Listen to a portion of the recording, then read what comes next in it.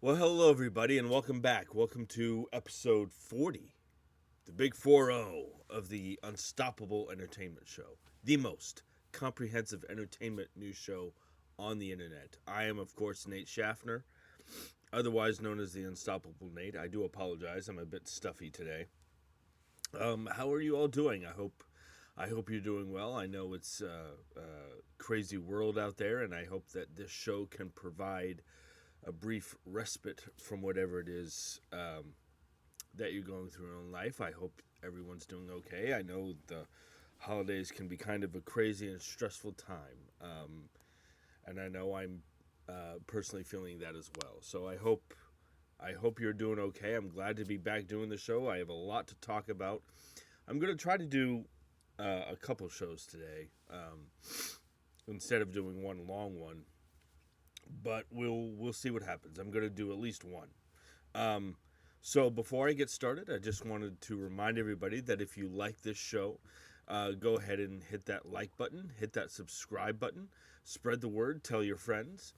Also, if you have a comment or question, or if you'd like me to talk about certain movies or franchises, you can email me anytime at the address listed in the description of this video. So,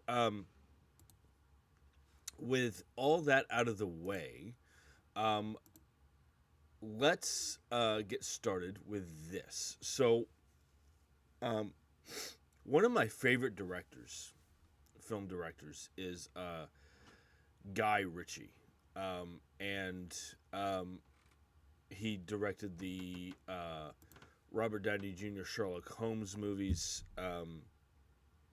He did this movie called The Gentleman, Lock, Stock, and Two Smoking Barrels. He did this movie called Snatch.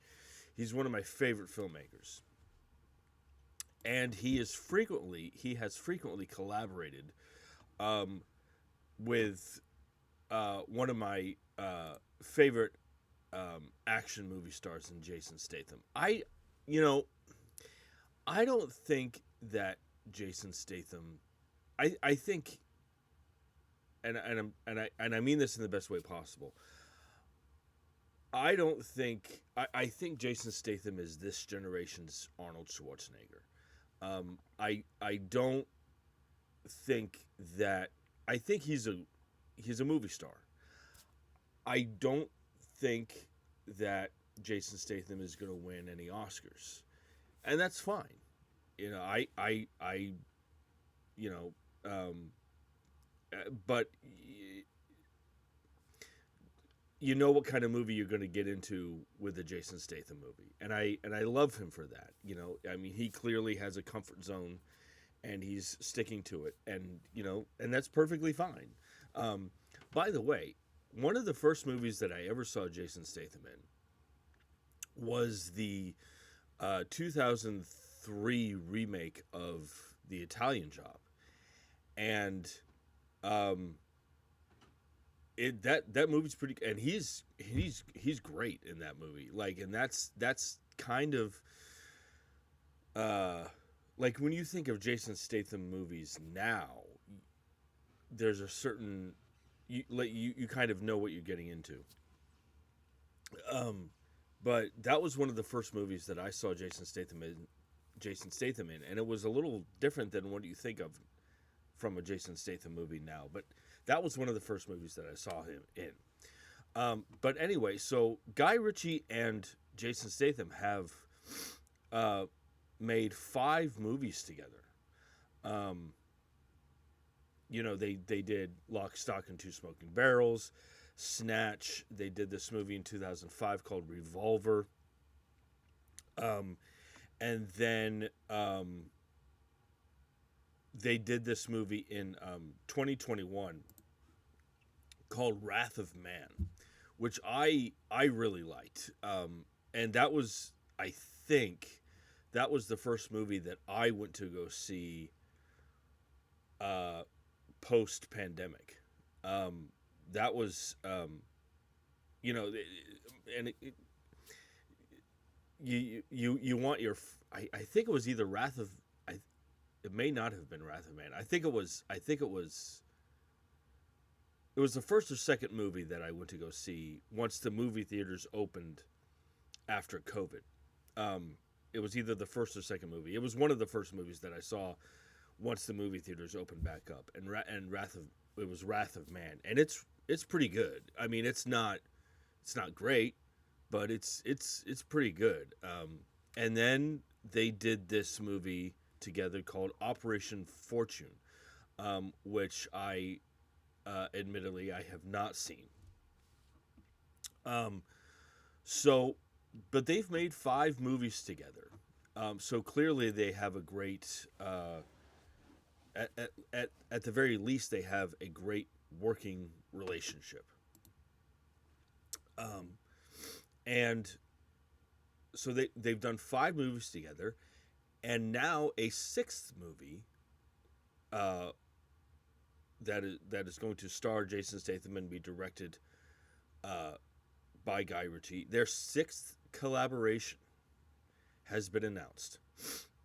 This article is on CBR, published by Lee Freitag. Let me see here. It's going to be titled Viva la Madness. Let's see. Jason Statham and Guy Ritchie's 6th movie together has been announced. The actor-director duo last collaborated on the 2023 spy action comedy Operation Fortune Ruse de Guerre. I really hope I'm pronouncing that correctly. Jason Statham will produce Viva la Madness, having acquired the rights to Connolly's novel back in 2013 with his manager/producing partner Steve Chasman. It's been a long road to get Viva la Madness to where it is today, as the adaptation went from being a movie to a limited series to now back as a movie. Black Bear Studios is also producing and handling international sales on Viva la Madness, while it's launching at the upcoming American film market.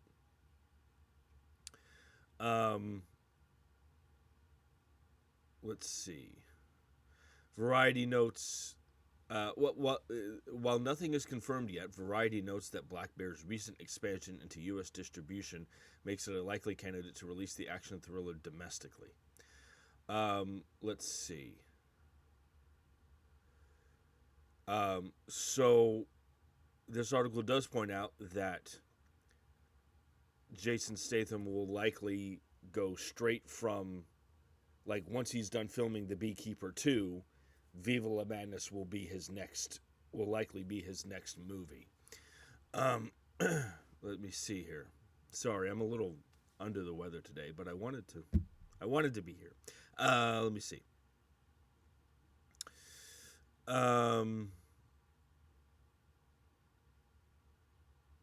So there's nothing much more to offer. There's not much more information on this. But, I think you kind of know what kind of movie you're going to get with Guy Ritchie and Jason Statham. And they obviously, again, they have a great working relationship.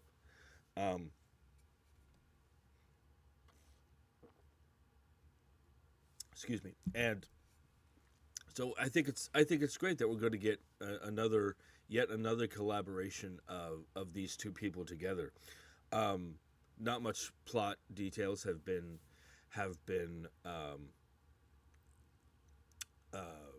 revealed, but one of my favorite filmmakers and one of my favorite actors, sign me up, and we'll see. I'm interested to see what the story is going to be and how it will turn out. So jump in the comment section and let me know your guys' thoughts on Jason Statham and Guy Ritchie collaborating for a 6th time for Viva la Madness.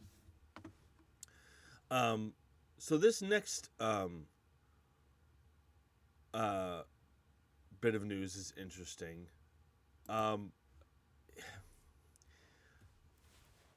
I struggle to say one of my favorite, but there's a franchise, one film franchise that always piques my interest when there's a new installment is the Conjuring franchise. I think it's been hit and miss. The first two Conjuring movies are I think are great, and then it kind of went off the rails with the first Annabelle movie, and I hated the first Annabelle movie, to be honest with you. But I did enjoy Annabelle. What was the second one? There was Annabelle Comes Home, but there was the one before that. It's gonna bug me. Hold on. Annabelle Creation. That's what it is. I really enjoyed those two movies. And then there was, what else was there? There was The Nun, which I didn't like. I haven't even seen the second Nun movie, The Nun 2. I haven't even watched that. Then there was the third Conjuring movie, which, it was different, but it wasn't great. I liked that they went in another direction, but I think everything in the movie could have been done a lot better. And I haven't heard good things about the Last Rites, the fourth Conjuring movie. I haven't heard good things. I think it's safe to say, I think they could have picked a different director to helm the other movies in this franchise. Whoever who directed The Nun.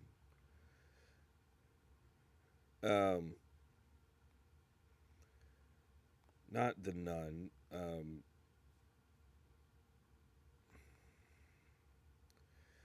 Sorry, it's gonna Michael Chavez Michael Chavez. He's pretty much taken over the. I mean, David F. Sandberg, who directed the second and third Annabelle movies, did a really good job. But Michael Chavez, who directed The Nun 2, and he directed most of the other movies in the franchise, is not a good director at all. And I keep wondering how he's able to make the other movies in this franchise. But anyway. So, what I haven't seen the most recent Conjuring movie, but I've heard that it kind of goes back to the Warrens' first case about the first demonic entity that they encountered, and now it's kind of caught up with them in the present. And I was like, ooh, that sounds interesting. Like, that could really be a good story. Well, in regards to the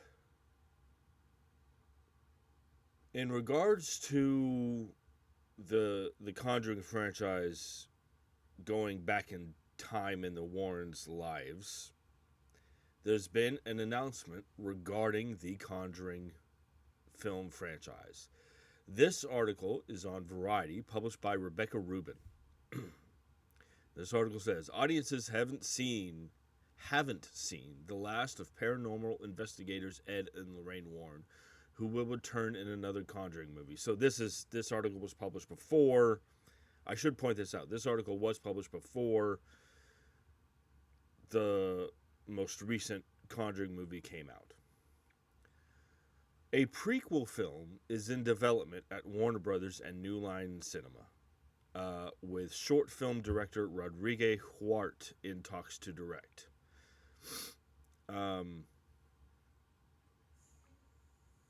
Franchise veterans Richard Richard Nang and Ian Goldberg, who co-wrote the two prior Conjuring films, 2023's The Nun 2 and The Conjuring Last Rites, are on board to write the screenplay.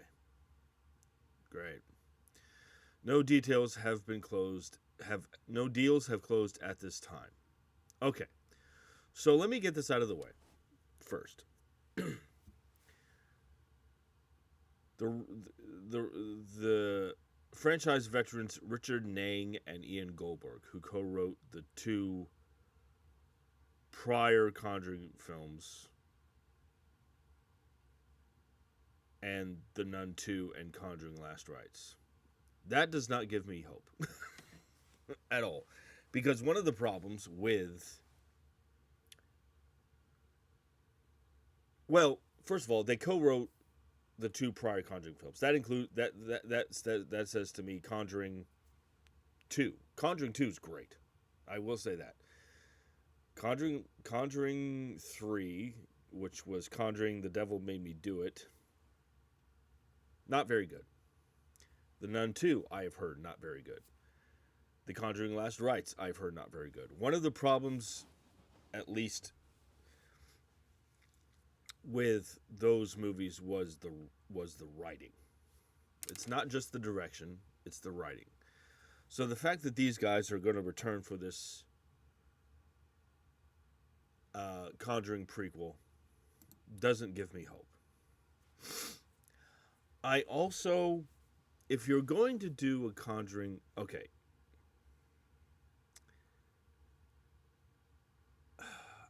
I'm trying to think of how to phrase this properly.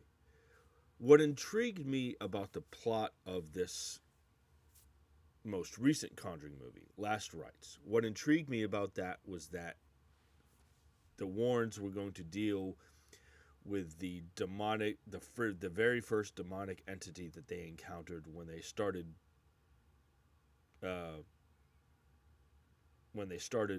doing what they do, whatever you want to call it, ghost hunting, demonologists, when they started investigating cases.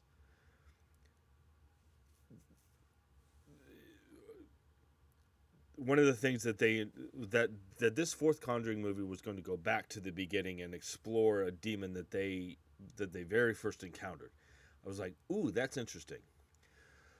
So the idea of doing a prequel, a Conjuring prequel, that interests me. And maybe they could show more of how they became demonologists, how they became who they became, and some of the very first cases, because and I love the first two Conjuring movies, but it would be very interesting to see films regarding their first couple of cases and figuring out and them essentially becoming who they became and figuring out how to deal with this stuff. That could be interesting as a prequel. I don't know if audiences, because in terms of this franchise, Vera Farmiga and Patrick Wilson are so identified with playing Ed and Lorraine Warren.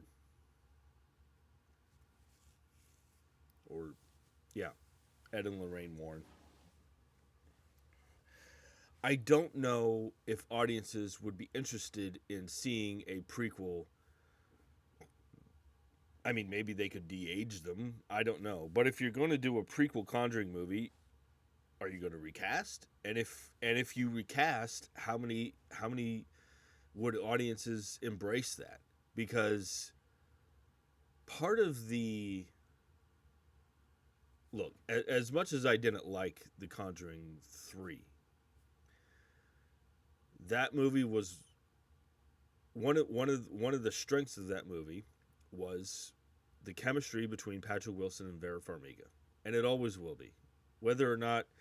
And again, look, I haven't seen the fourth Conjuring movie, but whether or not it's good or not, I know that the chemistry between Patrick Wilson and Vera Farmiga is going to be great because they're great together, and that is their on-screen relationship is so magical, and it's one of the many things that makes those films work. I don't know if audiences would embrace Ed and Lorraine Warren being portrayed by different actors. I don't know. I mean, I would. It would be a little weird, but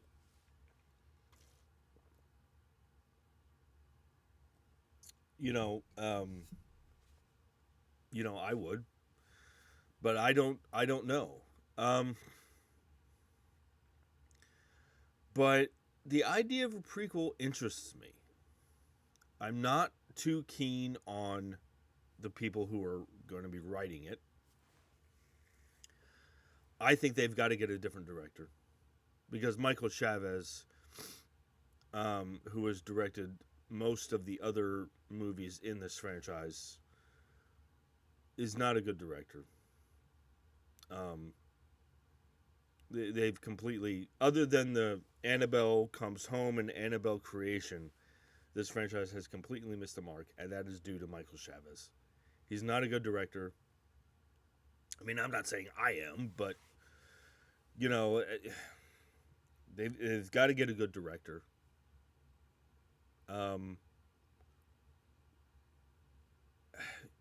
But the idea of a prequel interests me. Because again, let's go back to the beginning and find out, you know, because were the Warrens always this brave? Were they afraid at first? I'm sure they were. You know, I'd like to see a story about that. I really would. So jump in the comments section and let me know what you guys think about a Conjuring prequel in the works at Warner Brothers and New Line Cinema. So moving on here, this next bit of news is kind of eyebrow raising, and in a good way, a great way actually. So you might remember from a few episodes back, I talked about the fact that it was announced that there was going to be a Call of Duty film adaptation of the video game, which I thought at the time sounded great. Well, there's been a couple of announcements regarding the creative team that is going to be behind that movie. This article is on Deadline, published by Justin Kroll.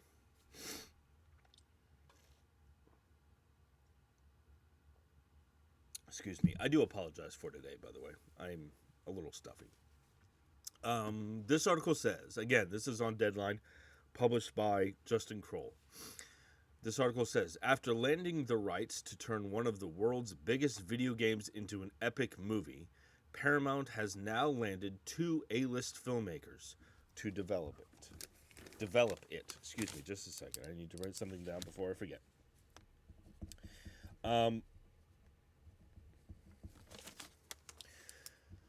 Sources tell Deadline that Yellowstone creator Taylor Sheridan and Peter Berg is a film director, have joined Paramount and Activision to develop and produce a Call of Duty movie, with Paramount distributing a live-action feature film. This article does point out that Peter Berg and Sheridan will co-write, with Berg on board to direct. Now,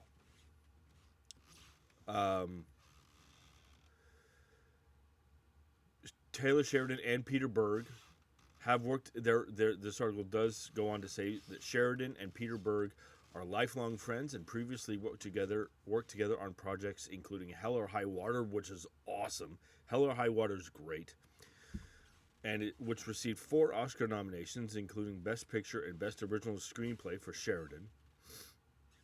They also partnered on Wind River.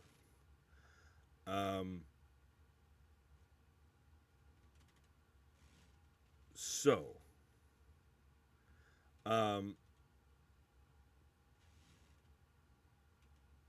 Peter Berg also directed Lone Survivor. Peter Berg, if you're not familiar with him as a director, let me just run down a list of the films that he has directed to just give you an idea of how this Call of Duty film what it could look like and the tone at which it could be. So Peter Berg directed. I'm going to go from most recent to oldest. Peter Berg directed this movie called Mile 22 with Mark Wahlberg, which admittedly wasn't very good. Patriots Day with Mark Wahlberg. Deepwater Horizon with Mark Wahlberg. Patriots Day and Deepwater Horizon. I've heard Deepwater Horizon is great. I've heard good things about Patriots Day too. Lone Survivor. He did direct the Battleship movie, so there is that. He directed Hancock with Will Smith. He directed The Kingdom. He directed the Friday Night Lights movie, which is really, really good. He also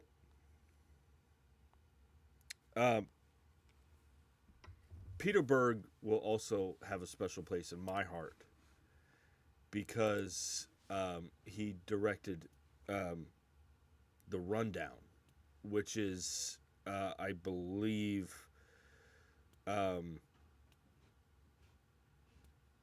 was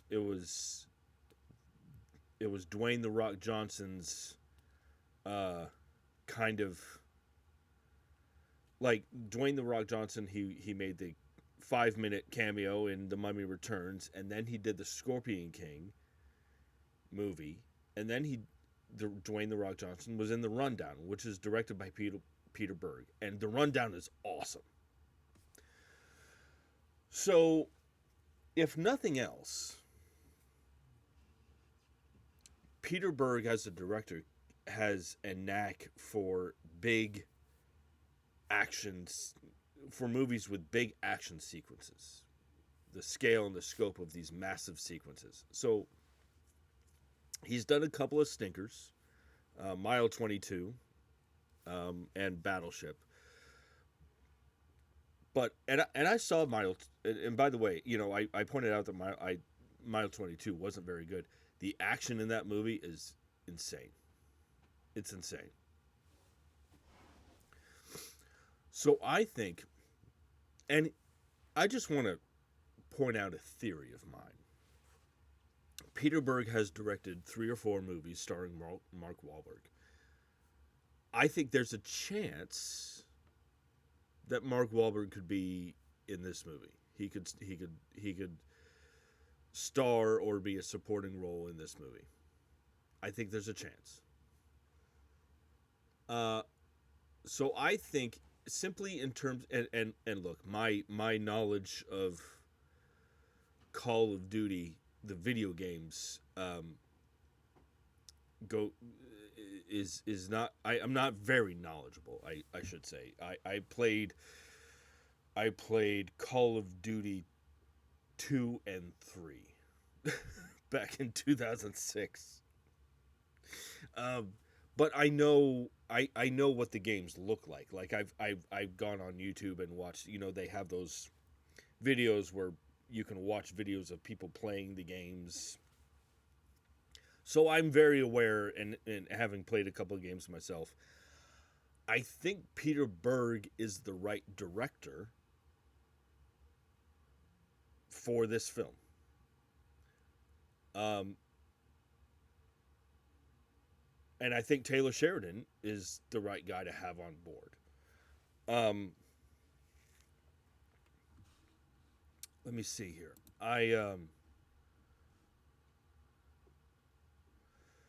So it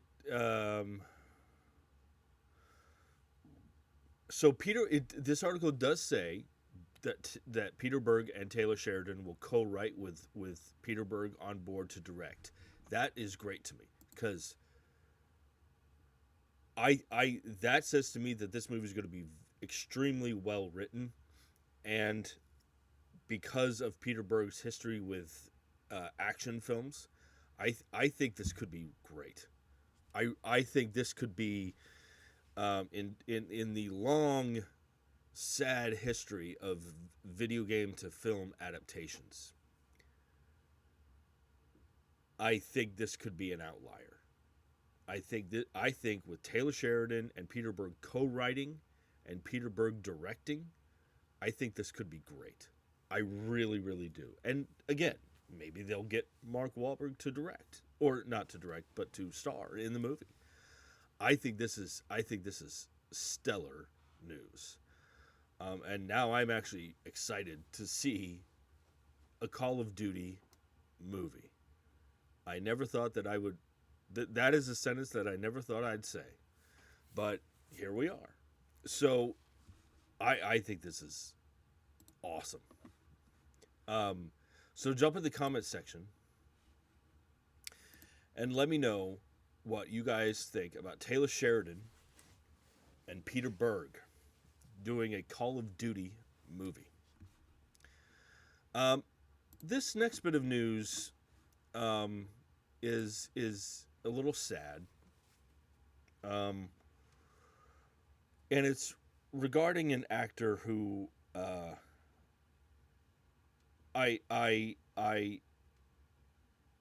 seen a couple of films that he was in, but most of you might not know who he is, and I have to admit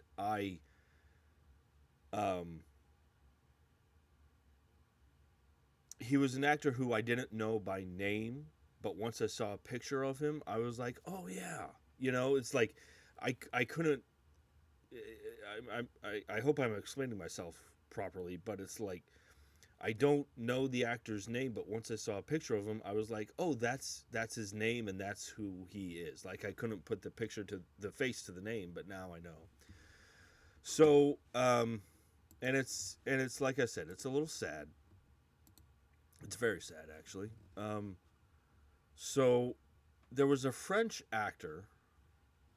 This back on November 1st.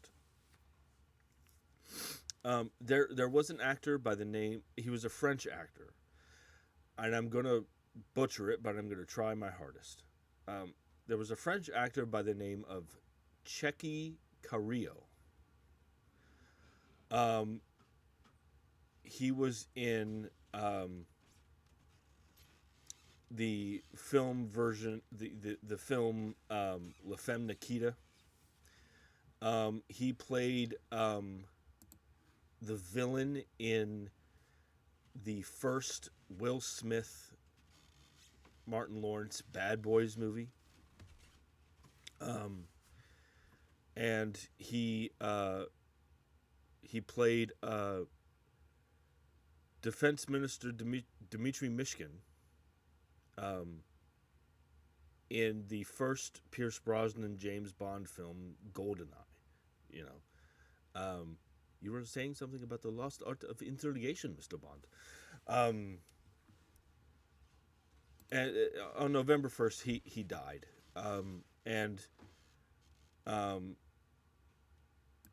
Again, he was not someone that I knew by name.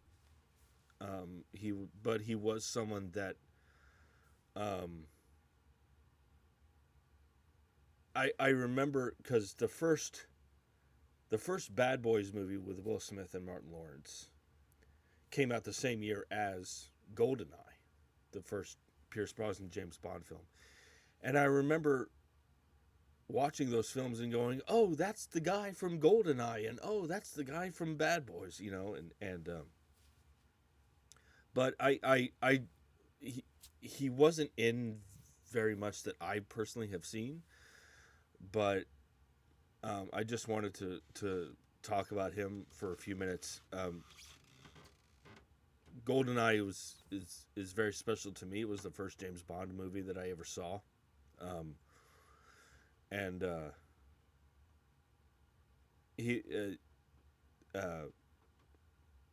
again playing Defense Minister Dmitry Mishkin, in that interrogation scene in GoldenEye, and it was always, they were those in him playing the villain in Bad Boys.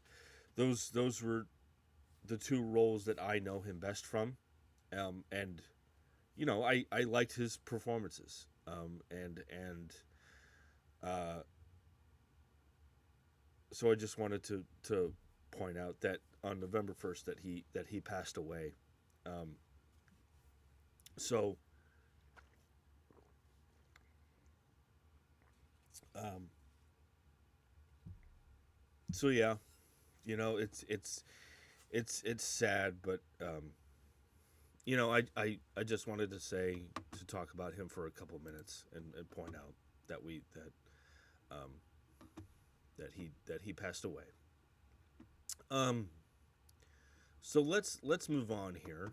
Uh, so speaking of, I guess in a not in a different but not unrelated topic, in regards to Mark Wahlberg. Um, by the way, Mark Wahlberg is one of my favorite actors. He may have, he's done a few movies that have been not so great. Uh, you know, the, I mean, The Happening, which was just, and here's the thing. For years, I defended The Happening, the M. Night Shyamalan movie, The Happening. I defended that movie for years. And then, I watched one of those. Uh, somebody made a. Sometimes you can find on YouTube these videos of breaking down. They call it like cinema sins, or it was just one of those videos that breaks down plot holes and stuff like that about films, and that it's a YouTube channel dedicated entirely to that. And I'm not necessarily trying to promote these kinds of videos, but I'm bringing this up to point out that I watched one regarding The Happening, and I was like, oh, okay, now I see why everybody hates this movie, and it's because it's awful. It's terrible. It's one of those videos that convinces you that something you really thought was good is really not. Um, and but Mark Wahlberg is one of my favorite actors. And he did the best that he could with the material that he had in the Transformers movies. Uh, he's great in The Departed. Again, going back to the Jason Statham thing that I mentioned earlier, I I that was one of the first movies that I ever saw Mark Wahlberg in, was The Italian Job, the American remake of The Italian Job, and I thought he was great in that. The Basketball Diaries with DiCaprio. He did he did this movie, this buddy cop movie with Will Ferrell called The Other Guys. It's pretty good. It's pretty good, and he is hilarious in that movie. Um, when he's dancing the ballet sarcastically, Mark, I, you know, like I said, he may have lately. Mark Wahlberg may have been in a few stinkers, but he never phones it in. He never phones it in. He's one of my favorite actors. Um, getting the Oscar nomination for The Departed. He's great. So there is news regarding regarding a movie that he is going to be in. This article is on Screen Rant, published by Fariba Rezwan. I hope I'm pronouncing that correctly. This article says that Mark Wahlberg is set to star in a remake of a Norwegian action thriller. This article goes on to say he is now set to star and produce the American remake of the Norwegian thriller Headhunters.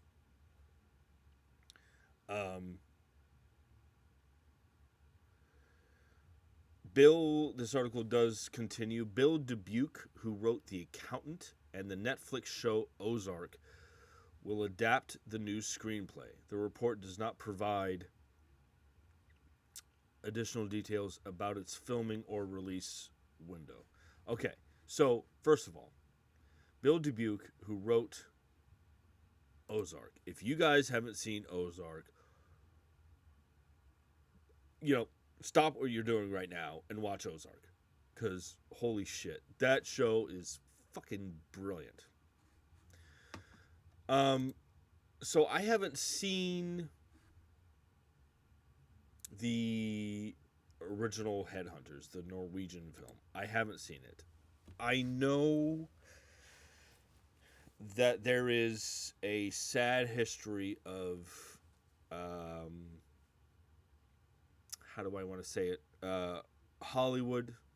There's a sad history of Hollywood remaking foreign films.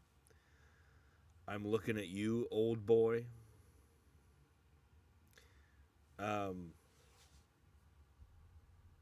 Yeah, you guys done fucked that up.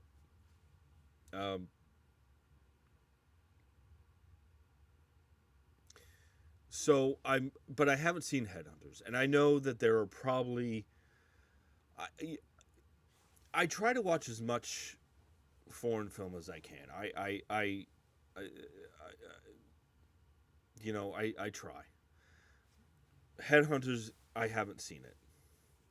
I have seen Old Boy, the foreign, both versions.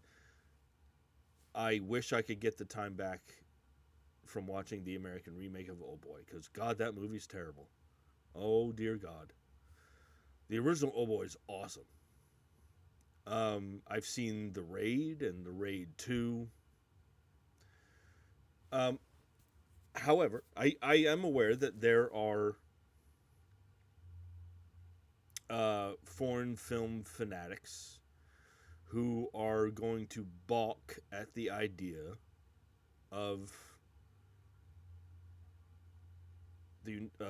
Hollywood remaking a Norwegian film, and I get it. I'm not going to sit here and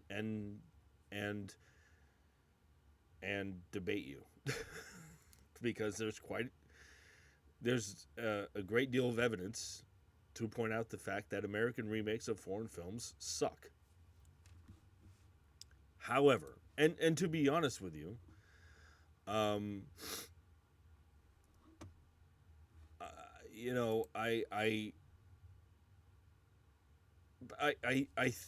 think Mark Wahlberg being in this movie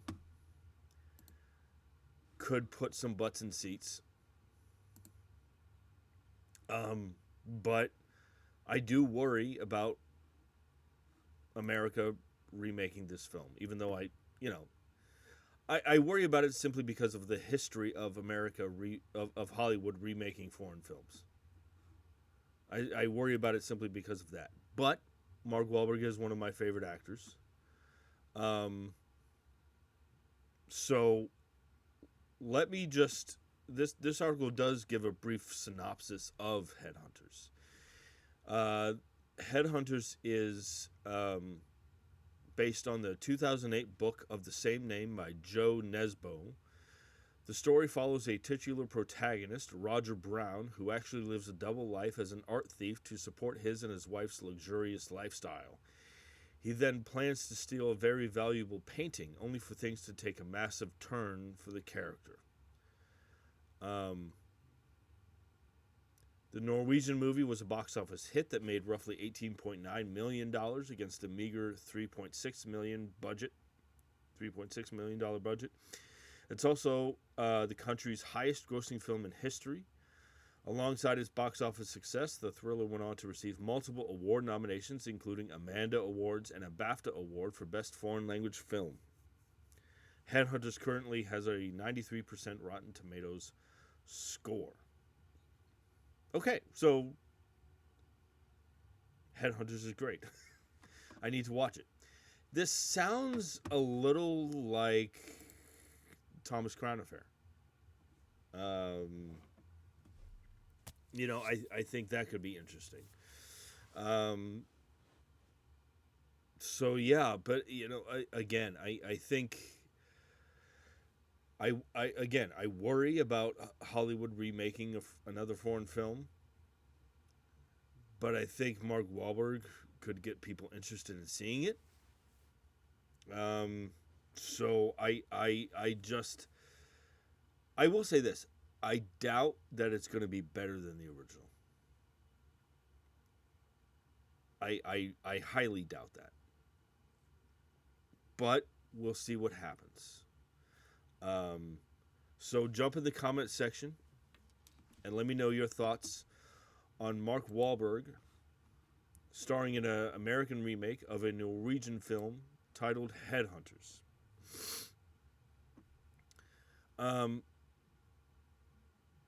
This next bit of news is interesting. So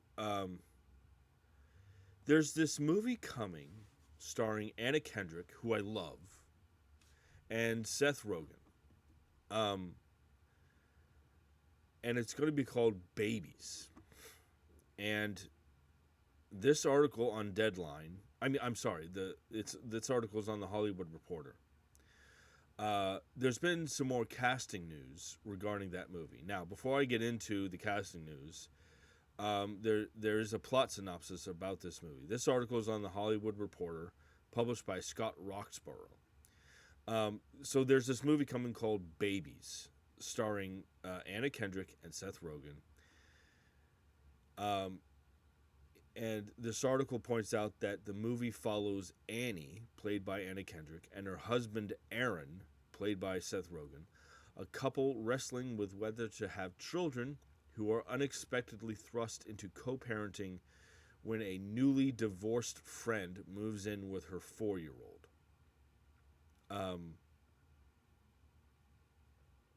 That sounds.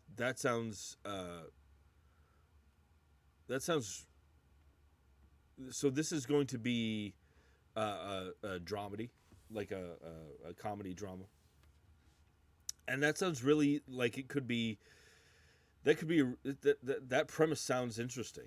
That like I think that could really be a special combination of comedy and drama. Maybe this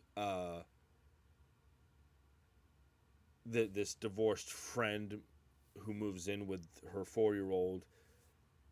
That leads me to believe that this couple who was struggling on whether or not to have children, that their decision will be based on how they see this friend and her 4-year-old function together. Like, they're going to base their decision solely based. They're going to base their decision on observing this friend and her 4-year-old child, which I think that's interesting. Like you and I think that could be you could I think that's a very interesting way to go, because I think a lot of people, I'm someone who struggles with making big decisions in life, personally. And Like, I'm not very good at it. I'm not very good at making big decisions. So I think I am drawn to a story um, where a couple is basing their decision on how they observe how other people behave in that situation, if that makes any sense. So I also, when personally, when I'm struggling to make a big decision, I get advice from other people, and I think that's a smart idea. Um, but I, um, but I also think I like bouncing ideas off of people. I like getting other people's opinions on things when I'm struggling to make a big decision, which I think is scary. But I'm always someone who seeks advice and other opinions, and I think making a movie, telling a story um, based around that can be really compelling, and it could be really dramatic and really funny. um, so, uh, and this sounds like it could really put some butts in seats. And I'm not the biggest Seth Rogen fan, to be honest. Um, I mean, I like him, but he's not someone who I rush out to see everything that he's in. I mean, the stuff that he's in, I like. He just happens to be in movies that I like. You know, he's not one of my favorites. I love Anna Kendrick. Um, she's one of my favorite actresses working right now. Um, but anyway, um, there's been some casting news regarding this movie titled Babies. This article is on the Hollywood Reporter, published by Scott Roxborough. Issa Rae, Dan Stevens, Zach Cherry, and Kate Berlant have joined Anna Kendrick and Seth Rogen in Babies, the new comedy drama from writer-director Lauren Miller Rogen. And as of November 3rd, this movie was is currently in production. It may have already um, completed filming, but as of November 3rd, this movie was still filming. So Issa Rae, Dan Stevens, Zach Cherry, and Kate Berlant. I like Zach Cherry. I think he's incredibly talented. I'm a big fan of Dan Stevens. I'll tell you that. He was, you know as um I'm, I'm struggling to find the right words today. Um, Look, Dan Stevens appeared in a couple of the most recent MonsterVerse movies, the Godzilla versus Kong and Godzilla and Kong New Empire. I think as fun and as entertaining um, as those movies are, I do think there are flaws in the logic of the storytelling of those movies. And I understand that those movies aren't meant to be um,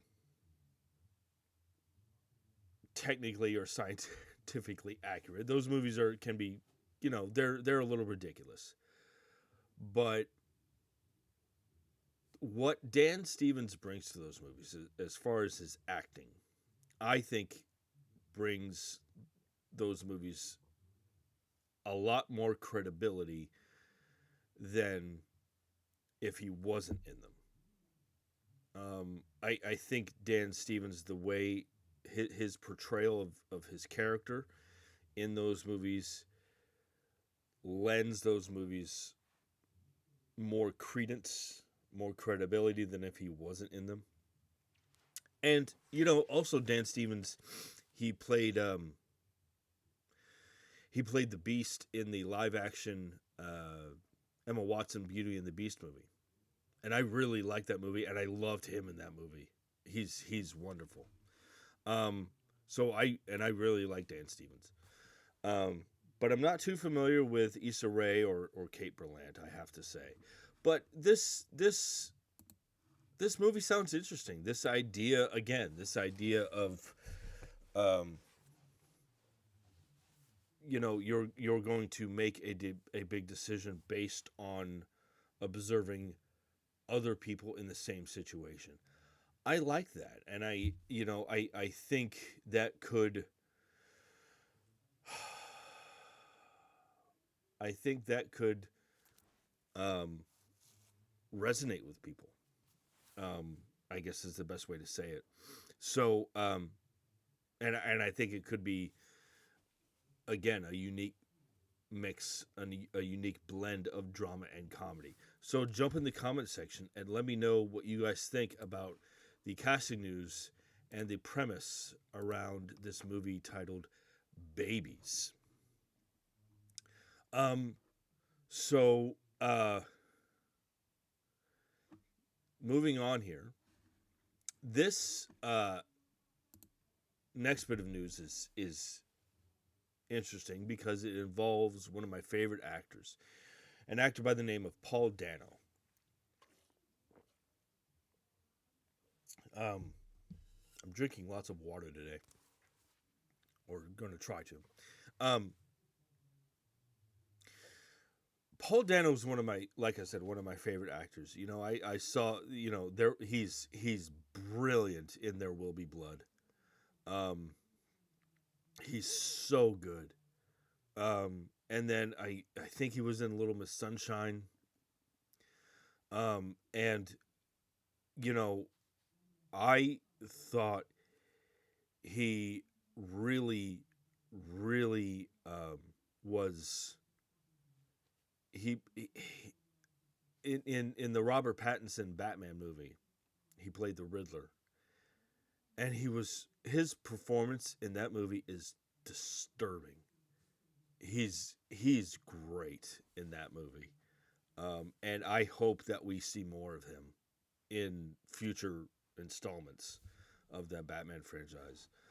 Um, he's one of my favorite actors working right now. I love watching him. Um, so there is news regarding a new movie that he is going to be in. This article is on Variety, published by Rebecca Rubin. Paul Dano is set to star in A24 Studios drama The Chaperones. He's joining the already announced cast of Cooper Hoffman and David Johnson, two young actors who recently shared the screen in Lionsgate's dystopian thriller The Long Walk. Excuse me. This article does go on to say this film is set days after Christmas and follows three slacker friends who are hired to transport a troubled teen across the country. Um, that sounds cool.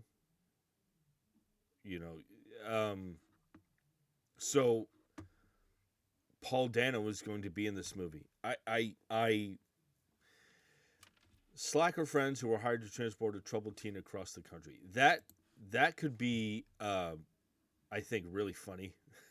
you know, like like uh, you hire these slackers who just oh, we got to drive this guy across the country. You know, oh, they're hired. That sounds to me like okay. Just bear with me here. Like these slacker friends who are hired to transport this kid.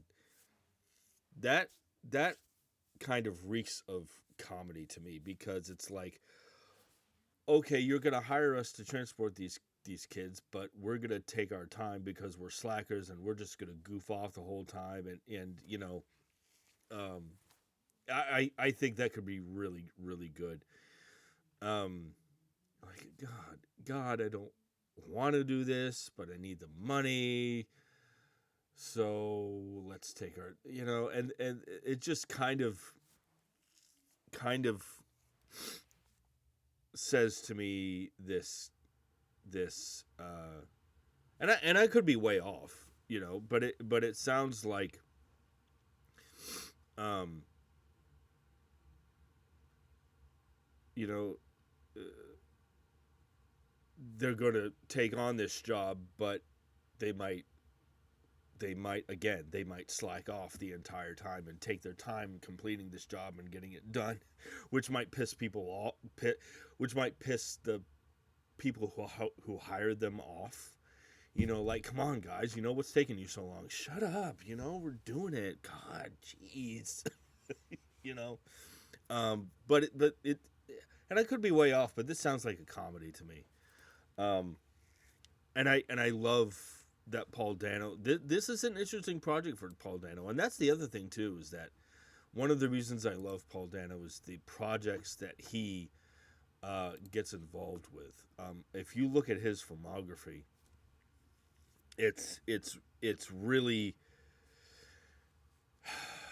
it's weird, but in a great way, actually. And so I don't know who Paul Dano is going to be playing, whether he's going to be playing the friend or whether he's going to play one of the chaperones or what. But I don't know. This sounds like a comedy to me. Again, this idea of, you know, like, I'm going to hire you to transport this kid across the country. Ugh, fine, we'll do it. God. And then, like, they get updates throughout the trip, like, hey, where are you guys? Shut up. We'll bring him to you. God, shut up.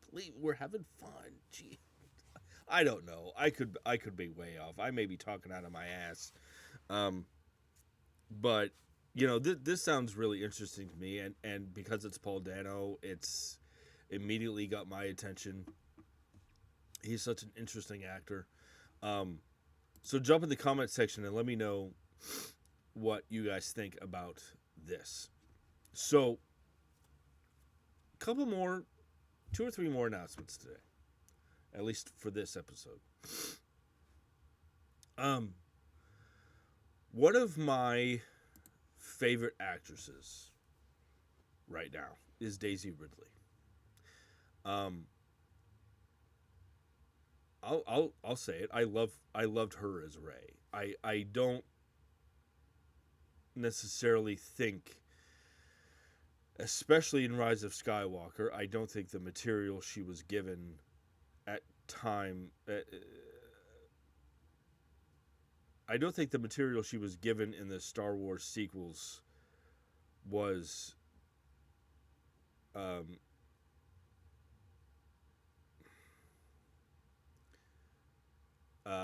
It didn't. Well, let me backtrack a bit. The material that her character of Rey was given in Rise of Skywalker, I thought was dog shit.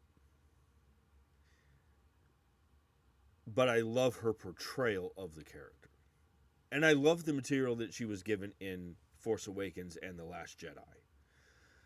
But I think they completely botched it in Rise of Skywalker. I'm talking about the writing of the character. But her portrayal of the character, I thought was wonderful. I thought it was fantastic. And I've seen her in other things, and I think um, she's a wonderful actress, and I know I'm going to get a lot of hate for that, and I don't care. I think Daisy Ridley is a wonderful actress. She's in this upcoming. Um, zombie movie. It's gonna come out next year, called We Bury the Dead, and it looks great. And it looks great, and she looks fantastic in the movie. I don't know. I don't know if it'll play much here in the U.S. I think it's a foreign. I think it's. I think it's going to get a limited theatrical release. I think it was. To my knowledge, it was filmed overseas, so I don't know if it's going to play much here in the U.S. But I hope it does because it looks great and I want to see it. I love Daisy Ridley. She was great in the Murder on the Orient Express with Kenneth Branagh. I think she's wonderful. I think she's a wonderful actress. Um, but she is going to be in this upcoming movie that um, has got my attention. This article is on Deadline, published by Andreas Weissman. This article says Star Wars alum Daisy Ridley is set to star in the true story of an ICU nurse who became a ferocious MMA fighter.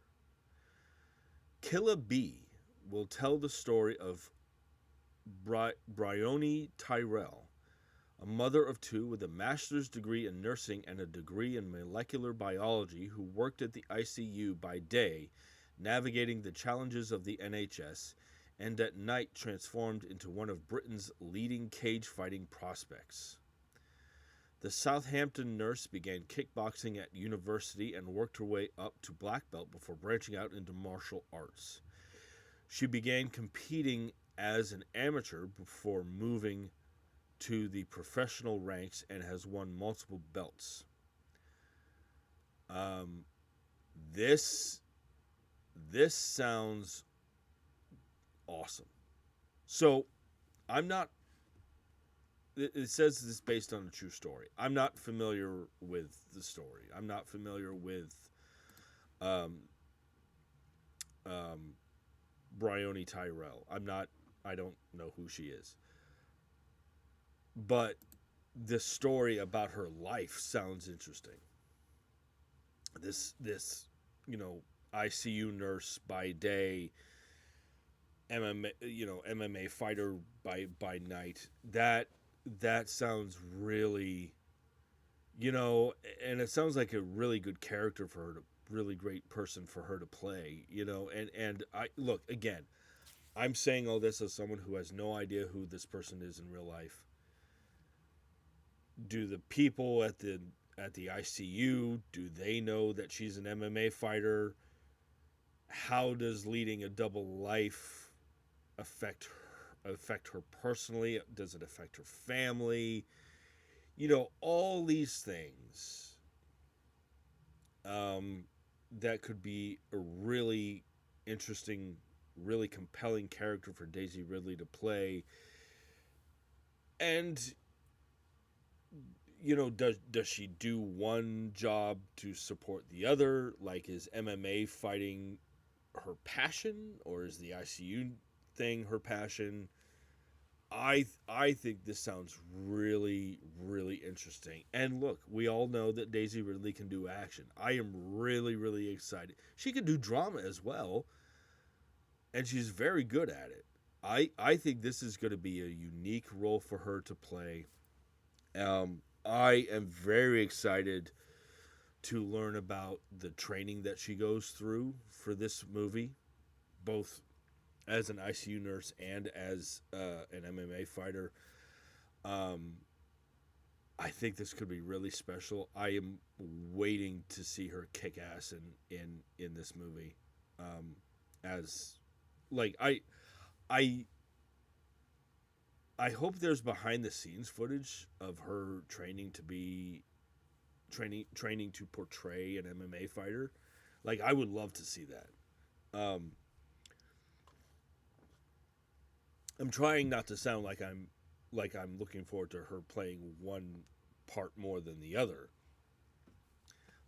I just think, this idea again of leading a double life, um, it sounds like there could be multiple layers to that. Does her family find out? What do they think of it? What do the people of at what do her trainers think of her being an ICU nurse? What does the people at the ICU think of her being an MMA fighter? It just sounds very. There could be so much, so much character development with this. I think this sounds wonderful. So jump in the comment section. And again, I love Daisy Ridley. I know a lot of people don't for whatever reason, and I don't get it. Um, uh, she what was the movie? She did this movie with Tom Holland. Um,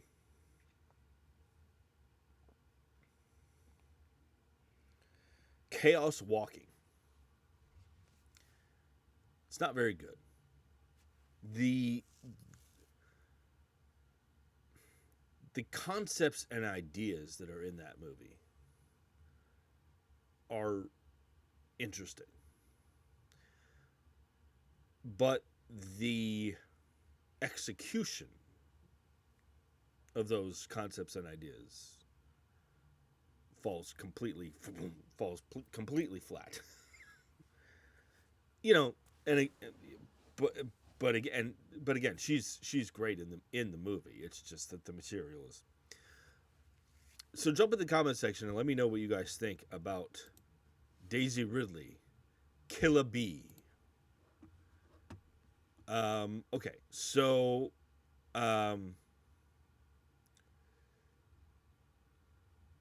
this next bit of news is fascinating to me. It's very, very interesting, and it involves two of my favorite people. So there's this movie coming. Well, okay. Let me back up here. There's this movie coming out called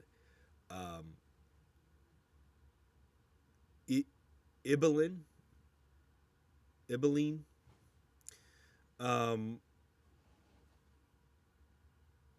And it's going to be a dramatization of the real life story. This, by the way, I'm reading from this article here. This article is on The Hollywood Reporter, published by Scott Roxborough. There's this movie coming called Ibelin, a dramatization of the real life story of Norwegian gamer Mats Steen and his virtual alter ego in World of Warcraft.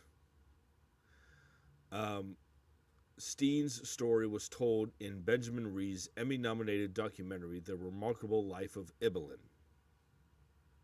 I have not seen. And this movie is going to, this article does go on to say that the story is based on Mats Steen's blog, Musings of Life, which detailed his life with a degenerative muscular disease and the relationships he built online as Ibelin. So this Ibelin character is I'm assuming this character that Mats Steen played as in World of Warcraft. And he, again, Musings of Life, which detailed his life with a degenerative muscular disease and the relationships he built online playing World of Warcraft as Ibelin. So I haven't seen that documentary, but there's going to be this dramatization of the real life story, not a documentary, and it's going to be titled Ibelin. And again, I'm reading from this article here. Charlie Plummer, Stephen Graham, Tony Collette, Isabella Merced, Maisie Stella, and Anthony Hopkins have joined the cast of Ibelin. Oh my God. Okay, first let me say this. I am really interested. And again, I this is a real life story that I'm not familiar with, but I do like this. I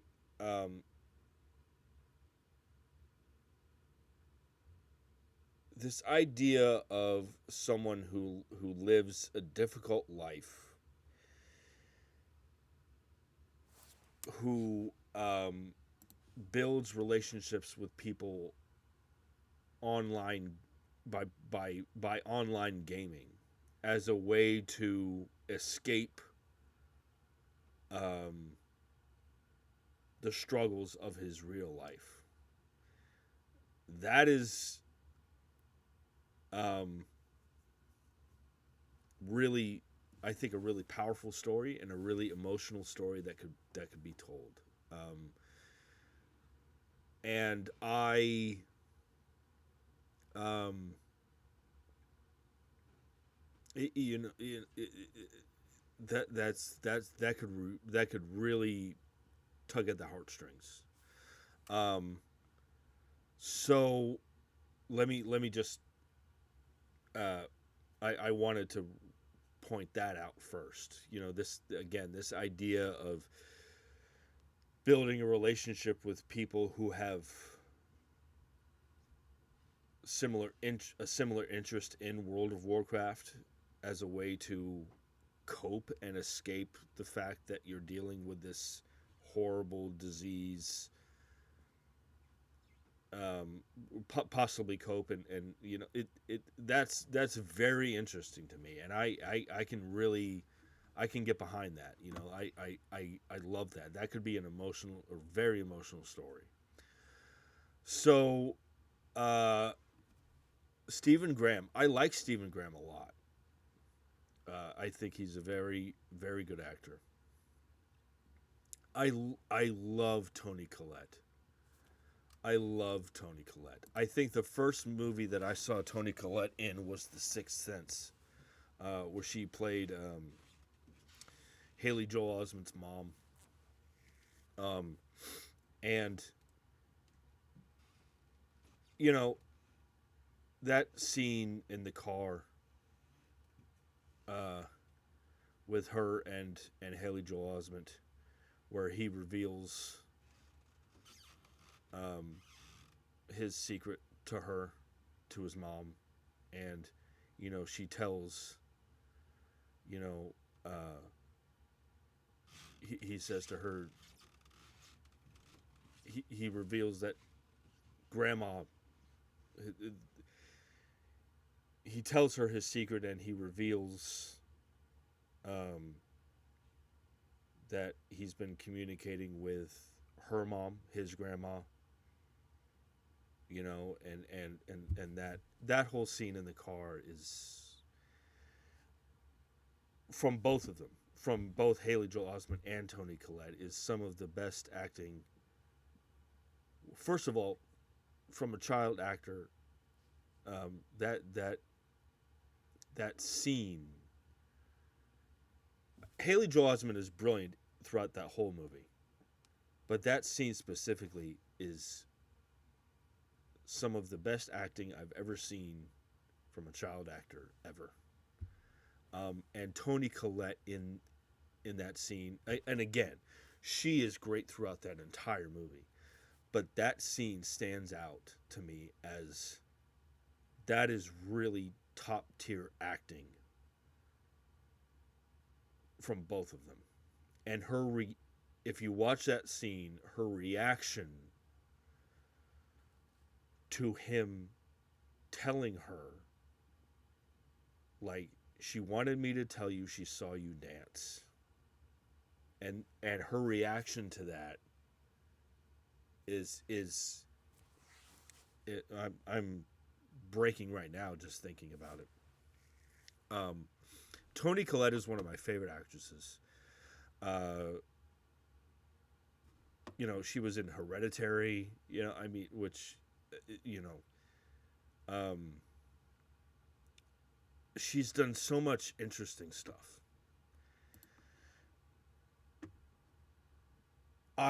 Anthony Hopkins. What can you say about Anthony Hopkins that hasn't already been said? I mean, I could go on and on about why he's one of my favorite actors and all this magnificent stuff that he's done. And I'm not even. You could completely remove Hannibal Lecter from this conversation. Um, you know, Meet Joe Black, which that movie is a little over dramatic and a little long, but he's great in that movie. Um, he was in this movie called The World's Fastest Indian, which is about I'm forgetting his name. Um, The World's Fastest Indian, which came out in 2005, which is about um,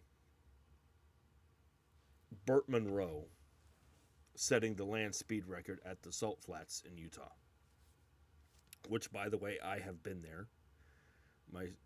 I believe my sister and my father, our father took a picture of me and my sister in front of the sign at the Salt Flats in Utah. In front of the sign that says, this is where the land speed record was broken.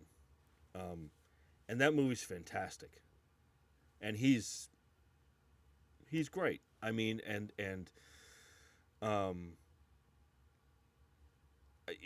again, if you could go on and on about all the roles that Anthony Hopkins has done, why he's always has been one of my favorite actors. So here's what interests me, and I have questions, not necessarily concerns, but I have questions. I wonder So Charlie Plummer, Stephen Graham, Toni Collette, Isabella Merced, Maisie Stella, and Anthony Hopkins. I'm wondering how many of these actors are going to be playing World of Warcraft characters. I wonder how many of these actors are going to play real life people, like this kid who has this terrible disease. Like, is Anthony Hopkins going to be playing a World of Warcraft character, or is he going to play this kid's grandfather? Same with Toni Collette. Like, I don't know. I'm interested to see which actors play World of Warcraft characters and which actors play real life relatives to this kid. That's my question, and I'm fascinated by this. Again, this idea of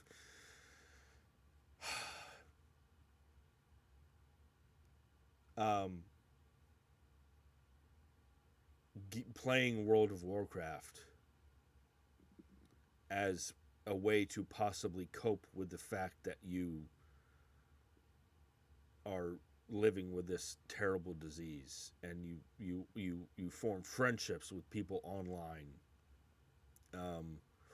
as a to help you along in this journey, in this rough journey. That, again, this sounds like it could really pull at the heartstrings, and all I can say is this. You got a great cast here. You got two of my favorite people in the world, in Toni Collette and Anthony Hopkins. Those two people are, as far as I'm concerned, Anthony Hopkins is a legend. This sounds really emotional, really compelling, and I find myself instantly drawn to this. So jump in the comment section and let me know what you guys think about this Ibelin movie and the cast. One last bit of news here for this episode, and that is this. So, let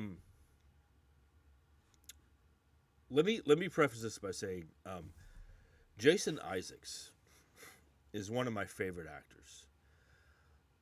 I first saw him. Well, one of the first movies that I saw him in was, there was a Peter Pan movie. I'm a huge fan of the character of Peter Pan and that world and that story. And there was a Peter Pan movie that came out in 2003. And I don't know if anybody has seen that, but if you should, it's really good. It's the most it's the most faithful adaptation of the book. It came out in 2003, and Jason Isaacs played the father, and he played Captain Hook, and he was brilliant. He was brilliant. And, of course, playing Lucius Malfoy in the Harry Potter movies. He was in the Patriot. God, he was. Sometimes a performance from an actor. Sometimes an actor can play a villain so well that sometimes you hate the character and the actor. You're just like, God, you're a fucking scumbag, aren't you? And Jason Isaacs was that in The Patriot. Jason Isaacs, I really, really wanted to, reach through the screen and wrap my hands around his throat. Jason Isaacs is great in The Patriot. And you know what? I don't know if anybody noticed, but there were the Elektra movie with Jennifer Garner. Jason Isaacs was in that movie for about 3 minutes. And he was great in that 3 minutes. The rest of them, Jennifer Garner was great in that movie, but the material in the movie was subpar, to say the least. But Jason Isaacs, those 3 minutes were great. So Jason Isaacs is one of my favorite actors, and he's been in a lot of stuff. And there's this new movie coming that he's going to be in. And, obviously he's, being on the White Lotus, obviously, that has, he's kind of had a lot of people are watching that show. He's had this surge in popularity because of that show, because of the White Lotus.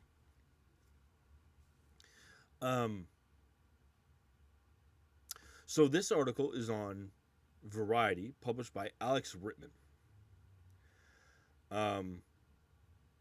Jason Isaacs is continuing to bask in his post-White Lotus glow and has landed another lead role, this time alongside Tom Von Lawler in upcoming thriller Silverback. The film marks the feature directorial debut of Irish writer-director Steve Kenny and has been boarded by Bankside Films, which will launch worldwide sales at the upcoming American film market. This article does go on to say, set to start production on location in Dublin next spring, so spring of 2026, Silverback sees a notorious criminal move in next door to a stay-at-home dad who must weigh the benefits of their new friendship against the deadly threat it poses to his family. Let's see. Writer-director Steve Kenny says, Silverback is a tale about the power dynamics of male friendship, the responsibility of fatherhood, and our capacity for violence. The lead performances are the centerpiece of our story, and in Tom and Jason, we have two incredible actors perfectly suited to bring these primal concerns to life. Okay, this sounds interesting to me. First of all, let me just say this: what what writer director Steve Kenny says here.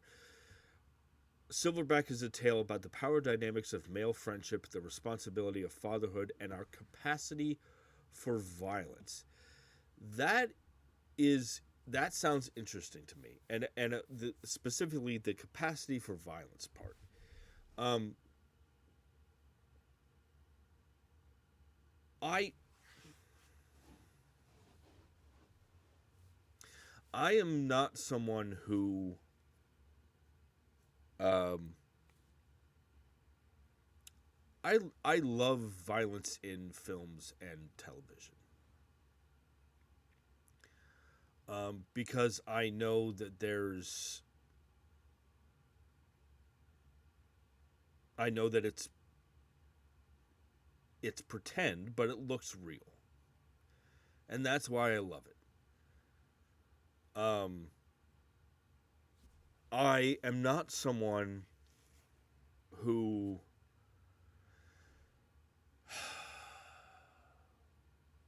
and I don't want to. I know I've kind of been going off the rails here a little bit in this episode, and I don't want to on this particular, but I'll try not to on this particular subject. There are many things in this world that I do not understand, and um, the continue continuous violence in this world, and why violence needs to be answered by more violence in the real world is is one of those things that I do not understand. Um, and again, I love violence in film and television because that is escapist fare to me, and I know that it's pretend, but it looks real, so I can kind of um, my brain functions differently because of that when I watch it. But violence in the real world, I just don't get it. You know, we live in a world now where people are very angry, and I don't understand it, and I don't know why. Um, so when this writer director, when Steve Kenny talks about specifically our capacity, Silverback is a tale about the power dynamics of male friendship, the responsibility of fatherhood, and our capacity for violence. How much violence are we willing to tolerate? How much violence are we allowed to bring in to our? Are we allowed? How much violence are we going to allow to um, into our lives? That I think is an interesting question, and I think this movie will could touch on that. From it sounds like this movie will touch on that. I you know again,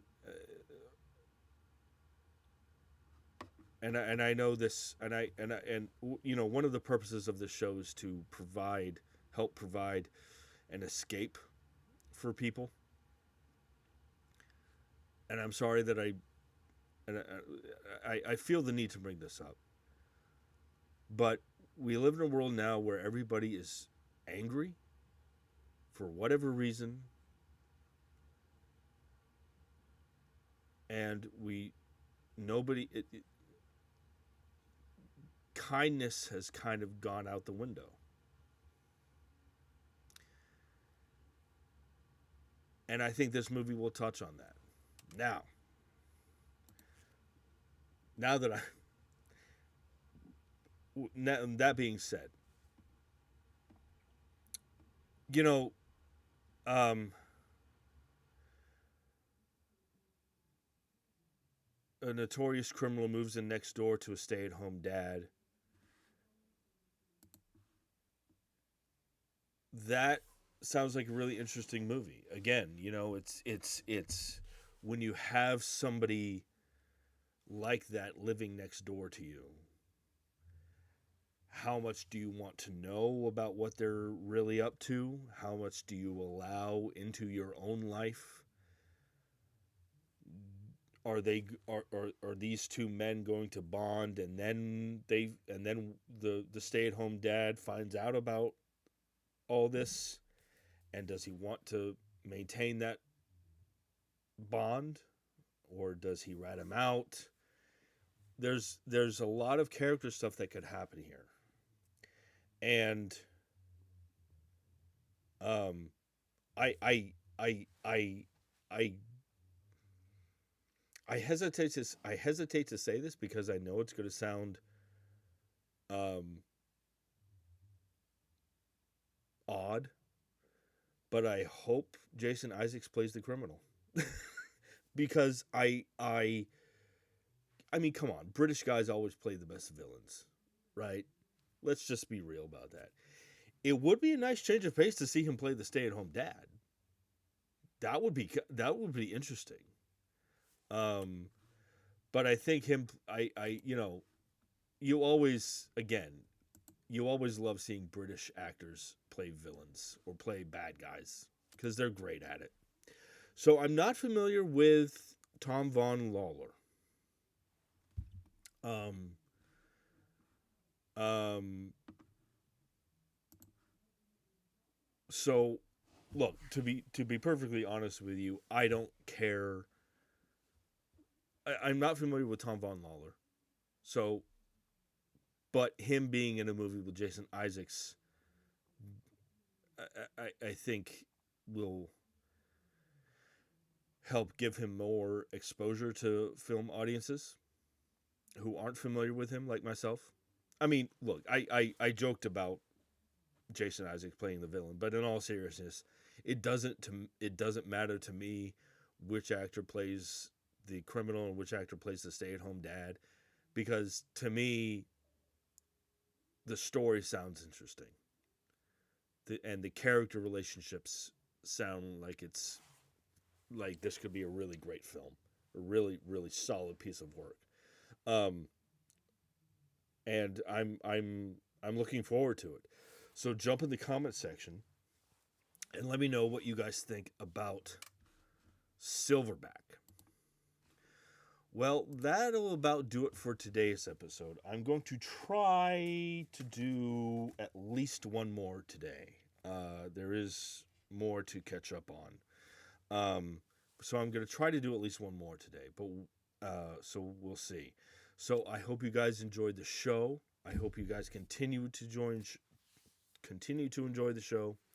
Um, uh, Katie and I went to go see Wicked for Good. I have thoughts. I think Katie enjoyed it more than I do, more than I did. Um, I thought it was fine. I thought it was okay. I I I don't want to get too into it, but I thought part one was better, much better. Um, I thought Wicked for Good was decent. It was fine. But this coming weekend we're going to go see Zootopia 2, which just crossed the $1 billion mark, if you can believe that. That's crazy. Like in less than 3 weeks. Come on. But yeah, so uh, hit that like button, hit that subscribe button, spread the word. I love doing this show. And as always, if you want to, you can email me or put something in the comment section about anything you'd like me to talk about. And as always, I will see you at the movies.